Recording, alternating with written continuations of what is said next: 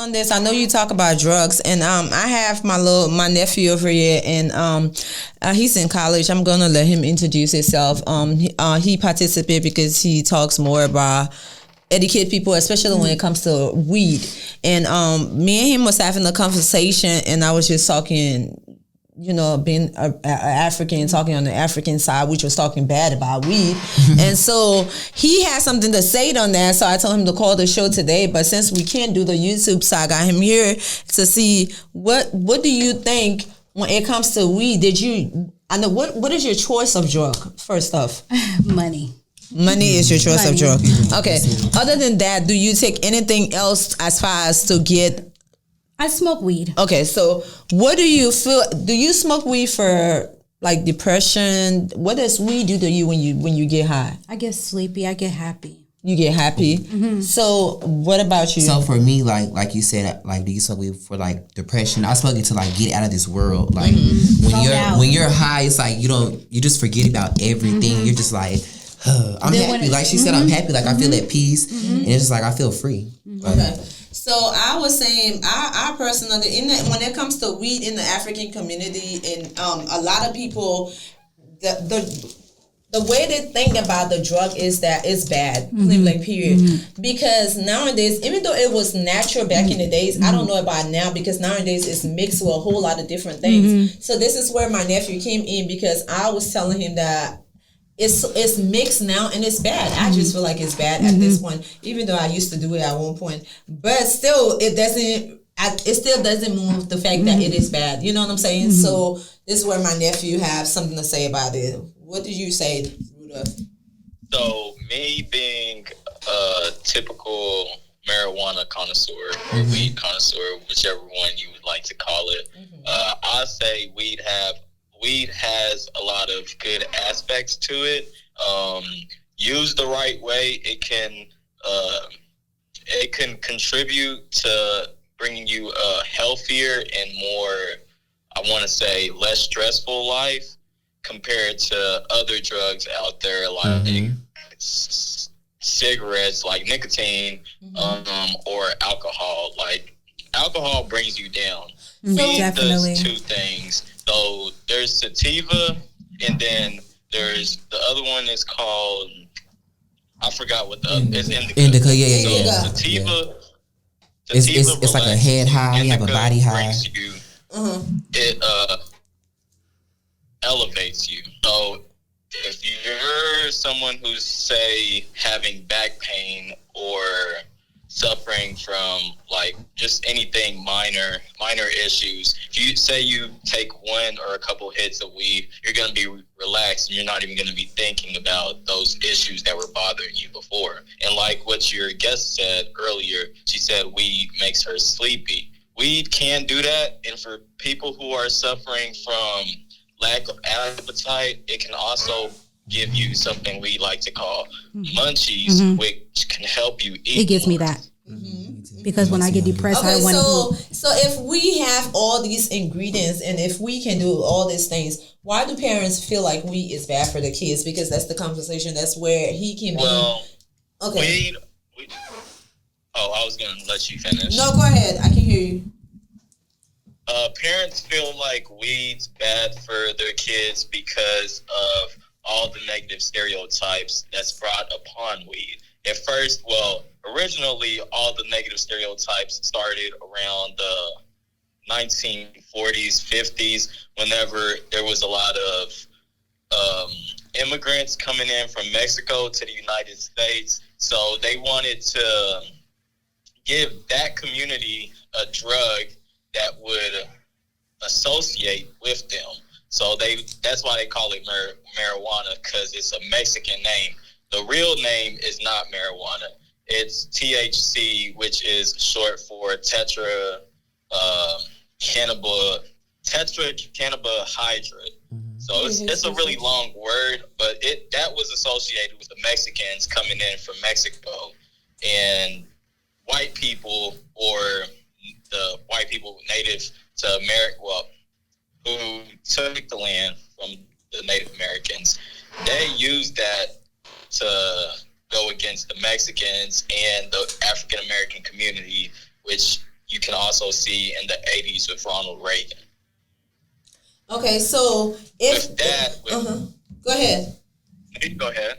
No, so if it has all this good attributes to it, why is it's always linked with people smoking weed and having guns and then going and just it starts with weed and then it moves to guns and then the next thing you look is violent? Like, why does it always have to leave with somebody that they start up with weed, the next thing you look they with guns, and then the next thing you look the dealer? Like, why does it always have to start like that? So part of that leads to Hollywood and the government. Okay. When you watch movies, the typical stereotype. His connection is. Your connections is bad. You need Tell to him go to make sure his Wi-Fi is off. That's but fine. in Go the ahead. meantime, while Rudolph is getting his phone together, so her question was basically like, why is it looked at as like a bad thing? So as me being a kind of person, I know how to look at things from two different perspectives. So of course I smoke weed. I mean, I was exposed, like I said, my father's a drug dealer, so I was exposed. It wasn't by him; it was by his other family members. I ain't gonna say their names because he'll kill y'all. But when I was very young, I was like 5 and 6. Like they'll go like this blunt on the stove, and I'm in there.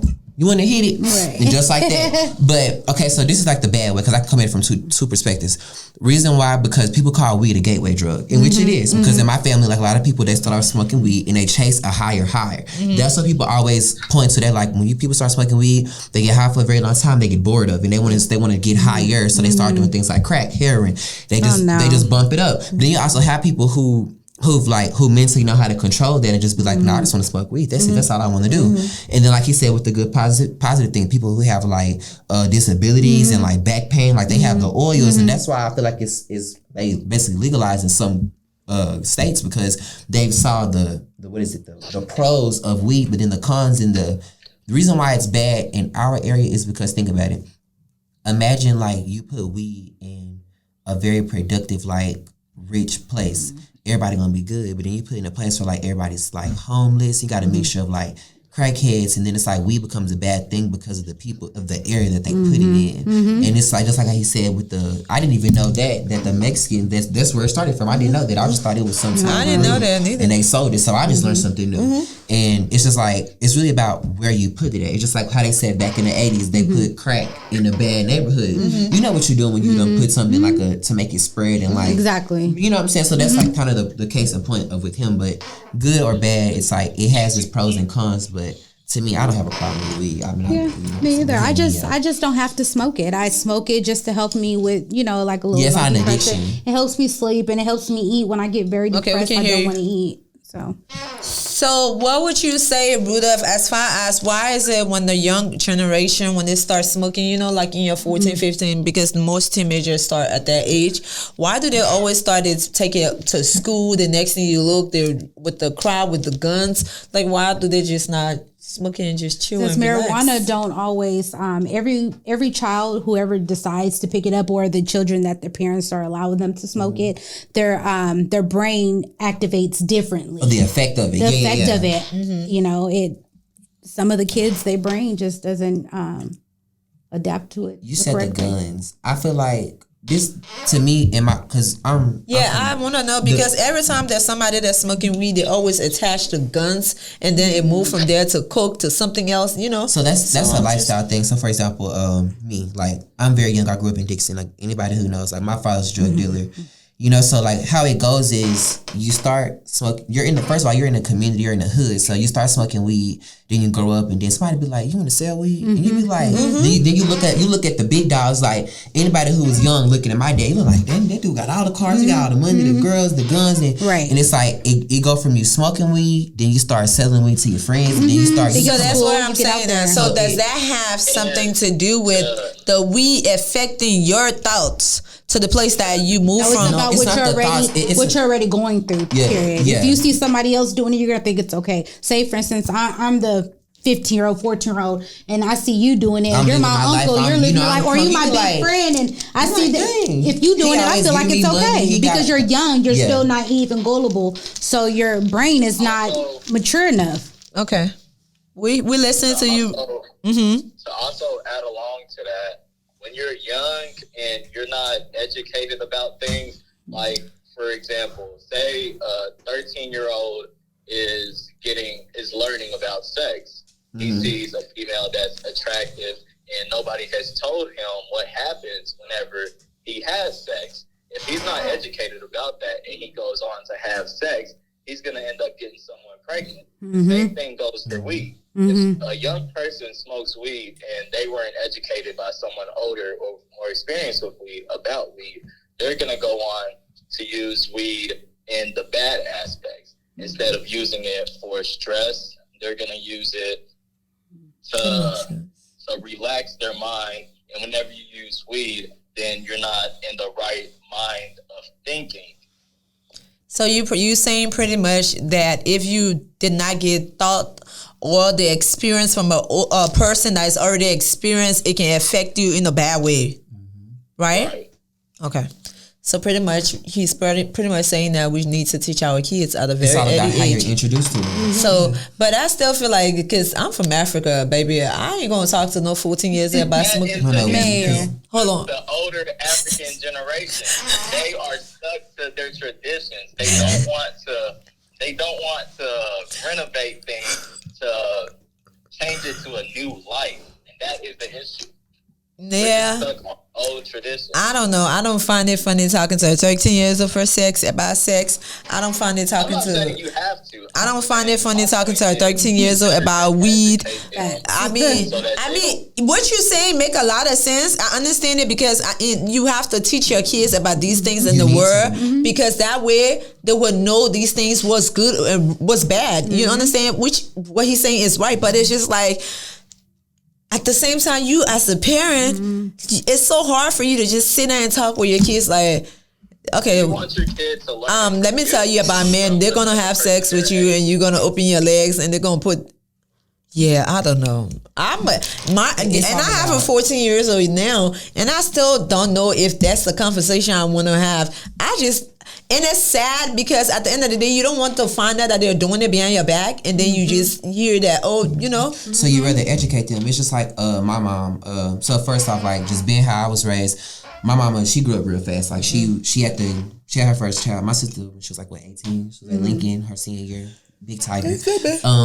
Anyway, so like, she had to figure out a lot of things and like learn stuff at a very young age. So when she raised us, I always tell people, I'm glad my mother exposed me to a lot at a very young age. Like, she didn't expose me to like hand-on, but she told me, like, my mom worked for the city house for 10 years. So she worked at all the recreation centers from in the Oak Cliff, Highland Hills, North Dallas, South Dallas area, from Dunbar, just afraid. So she was exposed to the kids' lifestyle, so to where she would be able to come home and be like, hey, I overheard, like, today was a little guy that was up there playing with, like, me at a very young age. My mama, she told me about how the kids was a group of kids playing with guns, right, by Mildred Dunn inside Dallas on Lego. And the dude had the gun playing with it, and he killed the little girl. And my mom had to speak at her funeral. So it was like an incident like that educated me, like, don't play with guns, because you don't even want to be around nobody playing with no guns, because then what if you get shot? You know what I'm saying? Anything like that. And just like, me being around, like, since my dad was a drug dealer, me being around other people like that did wet, crack, I was educated at a very young age. I saw that bad effect that it had on them. Like, they out here, they're stealing, they're robbing, they're killing people just to get drugs, or just to, they're doing anything to get it. And it's like, I don't want to live like that. But then imagine being a child who don't know nothing about that. It's kind of, for example, like, being exposed to doing drugs or doing anything that's like bad. Someone has to come to you and let you know, like, oh, we should do this and da-da-da. Like, peer pressure is a motherfucker. Somebody can just be like, hey, let's go do this. And you be like, all right, bet. If you don't know anything about that, you can be like, let's go do it. You want to get in where you fit in. You want to get in where you fit. You finna go do. You want to be cool. And that's the problem with this generation. And even versus from years back in, everybody wanted to be cool so bad. So they were doing things they had no business doing that they thought was cool. So I feel like, as a parent, we should educate, and let our kids know, like, when I was younger, like, don't be having sex, but if you do, let me know. Because I know it's people that's young, they want to have sex, they think it's cool. But, like, educate them, like, use protection. That's like when I was very young, I had always wanted to be a pathologist. So I knew about, like, the human body and diseases and stuff like that. So I knew where diseases came from, having sex and da-da-da. So I was like, I ain't doing that. So I'm glad that at a young age, I was taught about that. So that's what made me just go so long, just like, no, I ain't doing it because I don't want to catch this. And then I got into school, into science. I started learning more.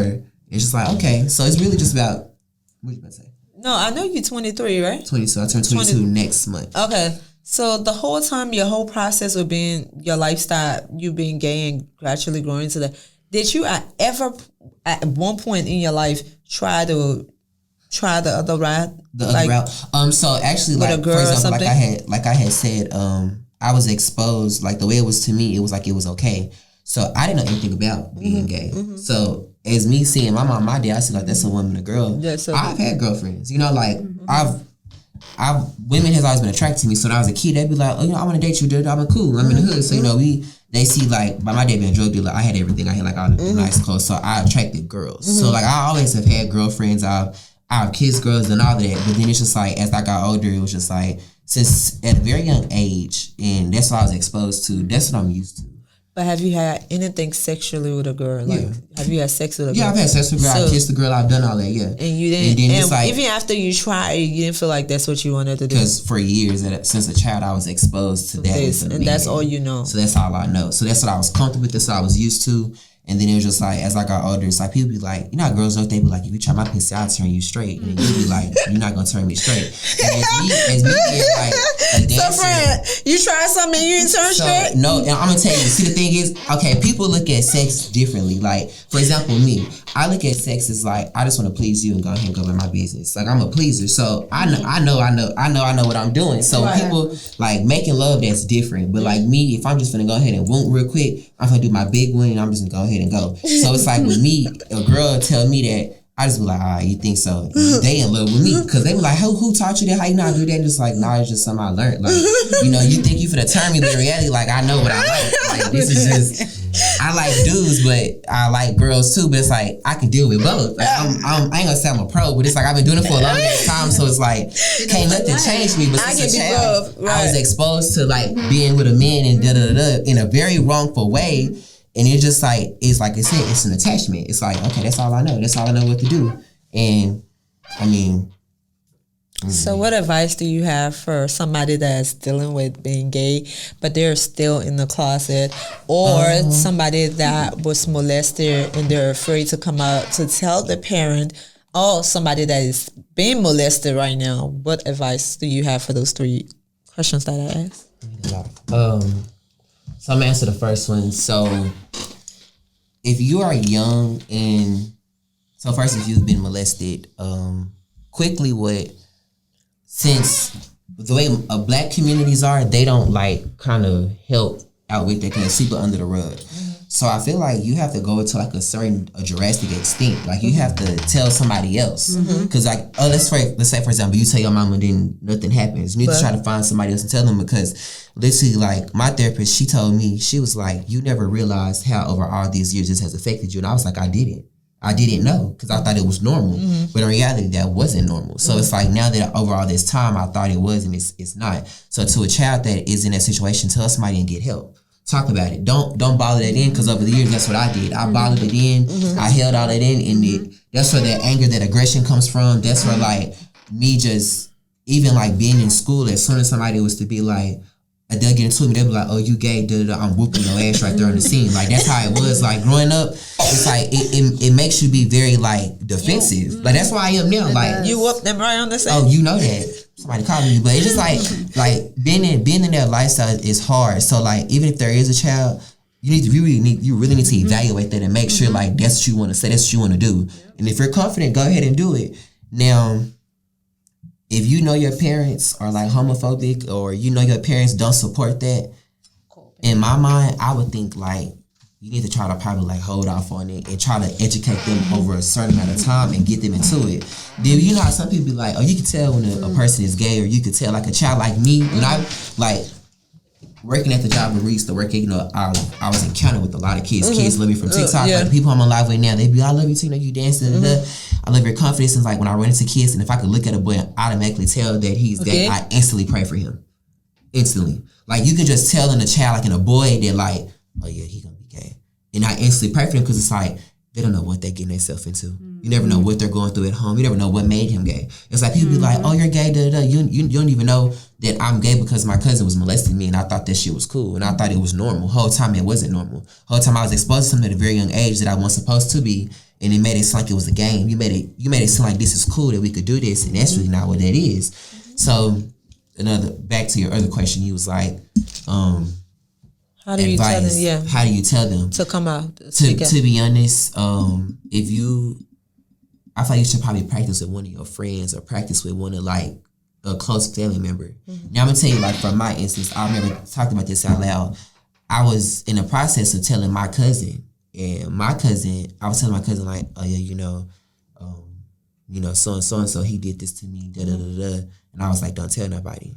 And she went behind my back and she told her mother. And her mother went back and started being messy. But that's the black family though. So it's about having somebody you can trust. And that's the hardest thing. It's like me that right will now. Walk you just through. because she said like it's hard trusting people. When you've been in that lifestyle for a very long time and you've like your heart has been broken, like you got cool with people, you think like, oh, I can really fuck with them, da da da, and then they do some grimy shit and just make you think, Jonathan. It makes you think like, dang, like I can't trust nobody. Like who can I go to? Who can I actually come to and talk to about that? And it's like, that's what it's about. Find somebody who you trust. I would recommend going to school, like go to a counselor, going to like probably like another adult and just be like, hey, I need your help. I don't know what to do. Cause your family, everybody's family not the same, but my family in the black community, kind of them are kind of like, you ain't gonna get that much out of them. Like you gotta go to somebody else really.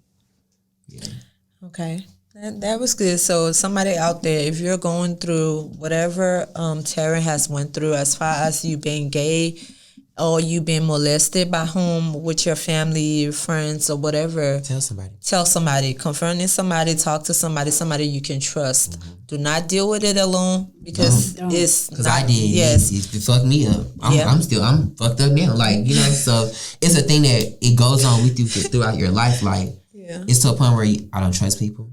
It has made me leave you with like, a scar. It leaves you with a scar. That's what it does. Mm-hmm. So I would rather a young person tell somebody, like talk about that, like let it out. That's really what it is. Let it out. Mm-hmm. Don't hold that in. So talk about it. Tell somebody. Talk to your parents, and if they don't believe you, find somebody closer and talk to them.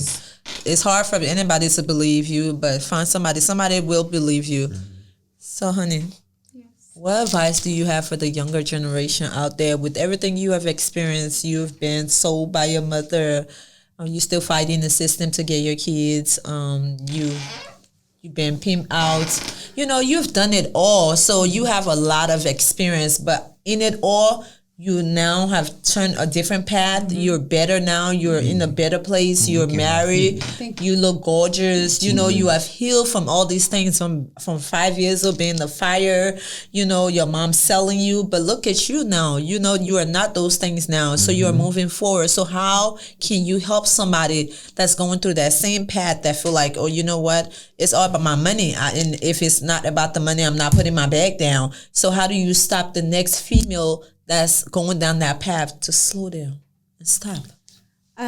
What I have to say to the younger generation is that try to find you a job. If you feel like you can't find a job that's paying good enough money, that you feel that, first and foremost, calculate whatever you would like. Say, for instance, you like clothes, shoes, you like your nails done, feet done, your hair done, or whatever. You want to open up a business, buying hair, lip gloss, whatever it is. Just find you a job that's going to, how do you say it? Support that's gonna support what you're trying to do. A trade business. Anything. It doesn't matter what it is. Yeah. Just try to find a job that's paying, that's able to calculate to.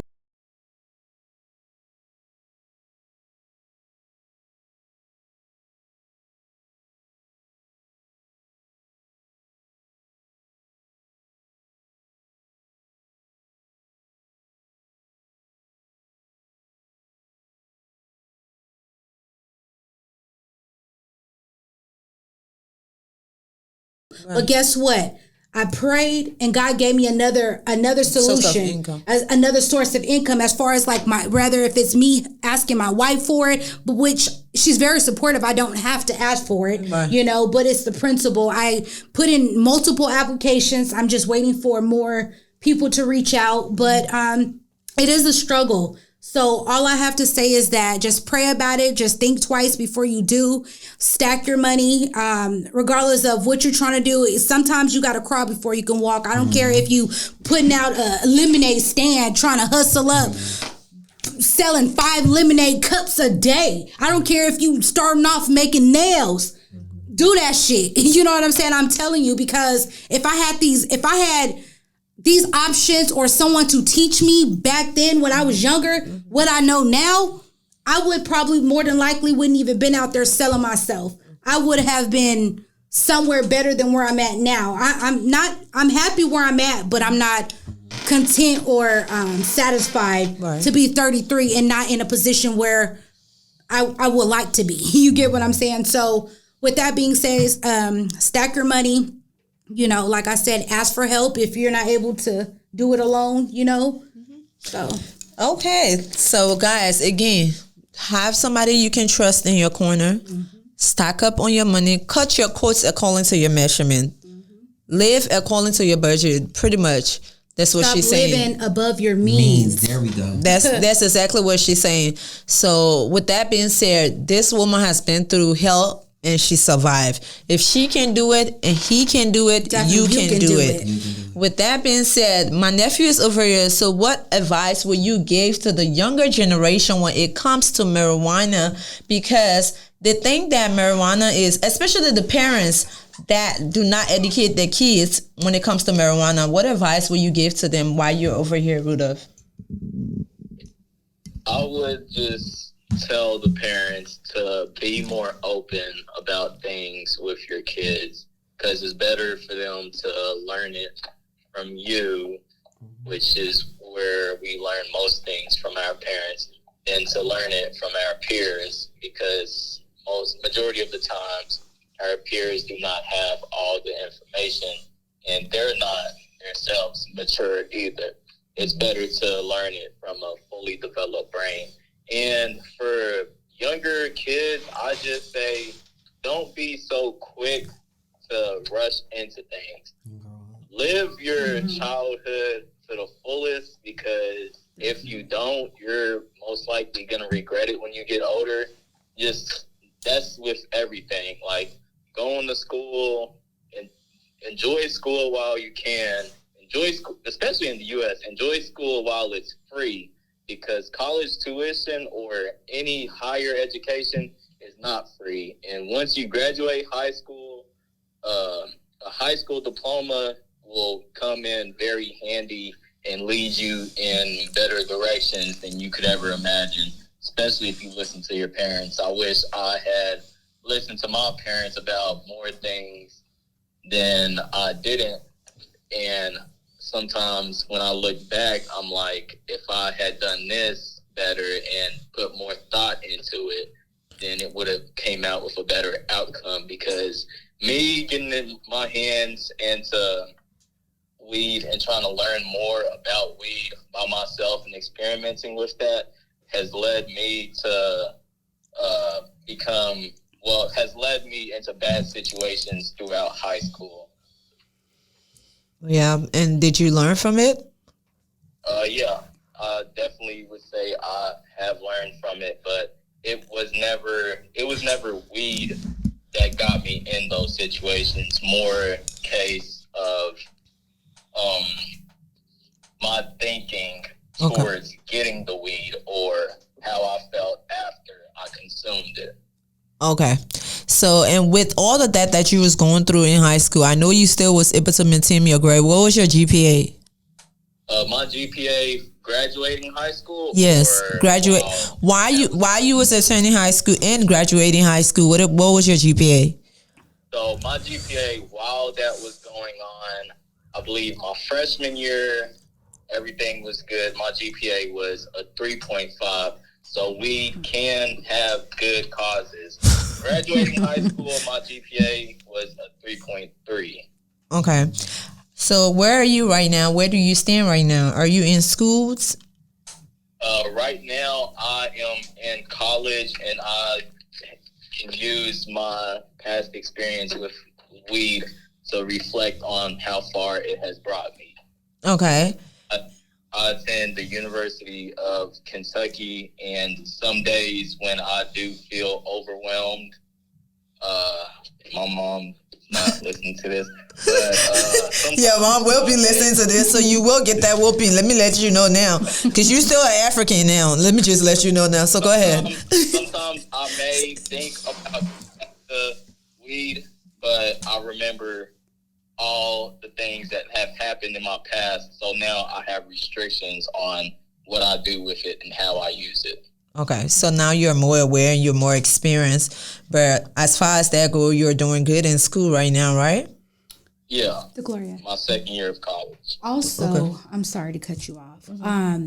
You know, for everybody in the world as well, there's resources as well, like as far as school grants, like he's saying he's in college, to the younger generation, you know, if you feel like you cannot concentrate or focus on life, period, for, you know, within itself, just, you know, sign up for school, college courses, or go talk to a counselor or somebody that you know that's higher than you, that's able to accommodate some kind of things that you need as far as like, you know, resources, as far as like if you need clothes for an interview, you know, you say there's a lot of people that ask me to this day that don't have clothes. If I don't have it, I can, you know, direct you to the resources that did help me as far as to get clothing, to get a roof over my head, to get food to eat, you know, things like that. Right, but what he was saying, pretty much he dealt with his own stuff going through high school because it's a kid that I raised, so I know him better. He dealt with his stuff going, but then again, that's a teenager. It happened when you're, you know, but he was able to maintain his credits. He was able to maintain his grades, and I can say that for a fact that he was able to, and even while I was incarcerated,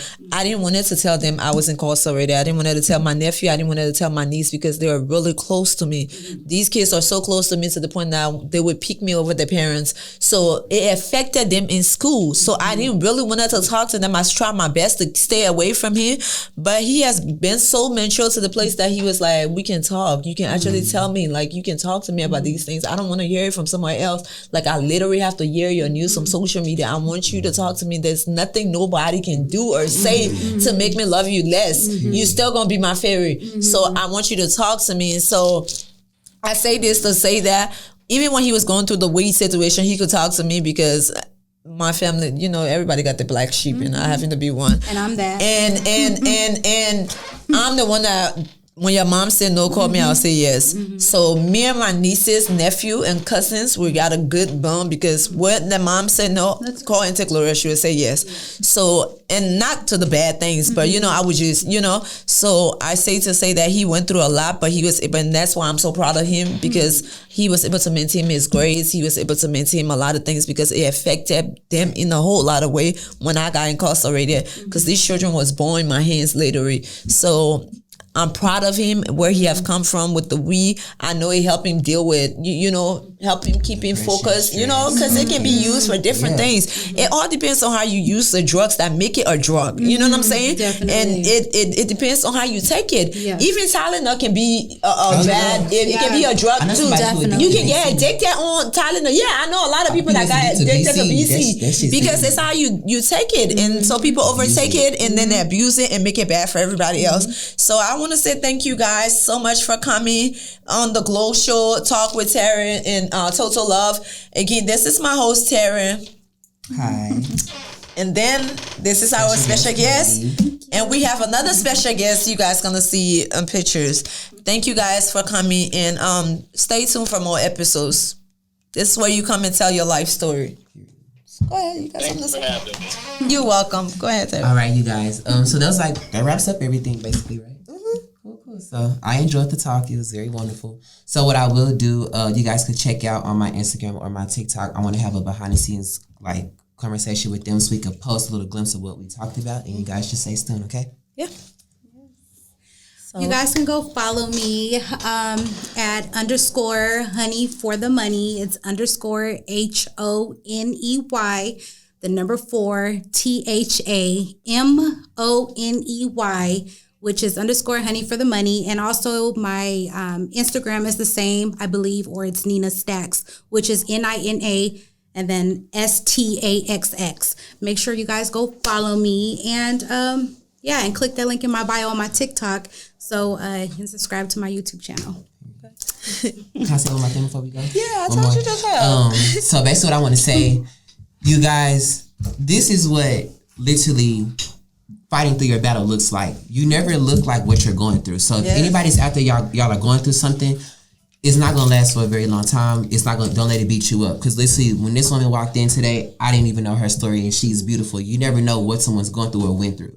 And the last thing I want to touch on before we do close this out, if to her kids, if you watch this, it's hard when you're young trying to figure things out. You have to sacrifice so much. And I just want you guys to know that I know your mom loves you. I know she does. I can tell how emotional she got talking about you guys. And even with the circumstance y'all living with other people, if she could have y'all, she would. She's fighting right now. She loves y'all. And even when y'all get older and 18 and y'all raise your own kids, y'all are going to understand, like, life is no joke. You know what I'm saying? You got to. The system is not. The system ain't no joke. And I'm gonna tell you something. The system, people don't realize this. If you're our skin color, the system is made to go against you. Like when you're young and you're in a foster home, you know what else to do. So you get out there, you get in the streets, you make your money. And she sacrificed a lot for you guys. And I want y'all to know that she loved y'all. And soon, whenever she gets that chance to get back with y'all, even if that's when y'all are 18 years old, y'all. And y'all know it's all love. She loved y'all. She's doing this right now. She's fighting for y'all. Even her coming here telling her story, said that's a lot of courage to do that. So don't forget, your mom loves you. And she has done a lot to protect you guys. And she's sending y'all money. She's sending y'all clothes. It's a lot of foster kids right now who don't even know who their mama is. Their mama not even sending them boxes. To know that she's sending thousands of dollars in boxes of clothes, a name brand clothes, that's a blessing. And it's a blessing to have a mother like that. So appreciate y'all mom. And anybody out there, appreciate your mother, because y'all don't understand what it's like raising kids and just even dealing with this world and just going through, period. So that's all I wanted to say, you guys. And one thing I'll say, parents, learn to believe your kids. When they're going through something and they come and talk to you, learn to believe them, learn to talk to them. Do not just take their words and put it, ship it under the rocks. Learn to talk to your kids, learn to believe them. If they tell you they've been touched by your brother, you need to believe your kids. You need to believe your kids before anything else. So thank you guys for coming. And stay tuned for more episodes with The Glow Show. Right.